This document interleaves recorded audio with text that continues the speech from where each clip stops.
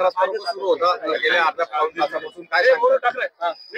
आज सकाळी कोतवाली पोलीस ठाण्याच्या हद्दीमध्ये रोडवरती रांगोळी रांगोळी काढलेली होती, त्या रांगोळीच्या वरून मुस्लिम समाजाच्या लोकांनी त्याच्यावरती आपत्ती दाखवलेली होती आणि त्यावरून एक गुन्हा नोंद केलेला होता आणि ज्यांनी रांगोळी काढलेली होती त्याच्या विरुद्ध त्याला अरेस्ट पण केलेलं होतं. त्यानंतर काही मुस्लिम लोक जे आहे कोटला या ठिकाणी जमा झाले आणि त्यांनी रस्ता रोको केलेलं होतं. त्यांना तिथून निघून जाण्याचा आपण सूचना केली, त्यांना विनंती केली आणि तरी सुद्धा ते तिथून निघून जात नव्हते. त्यातल्या काही लोकांनी जे आहे दगडफेक सुरू केली. त्यानंतर पोलिसांनी बळाचा वापर केलेला आहे आणि जो जमाव आहे तो पांगवलेला आहे आणि त्यानंतर त्यामधील काही लोकांना ताब्यात घेतलेलं आहे. पुढील कारवाई पोलीस करत आहेत.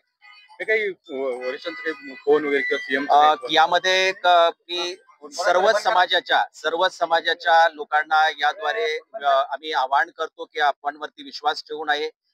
अहिल्यानगर जिल्ह्यात या शहरामध्ये शांतता आहे आणि कुठलाही म्हणजे आता सध्या जी आहे तर ती शांतता आहे. आपण अफवांवरती विश्वास ठेवू नये आणि जे समाजकंटक जे दगड मारणारे होते किंवा जे कायदा सुव्यवस्था बिघडवणारे होते त्यांना आम्ही ताब्यात घेण्यात आलेलं आहे. काही वरिष्ठ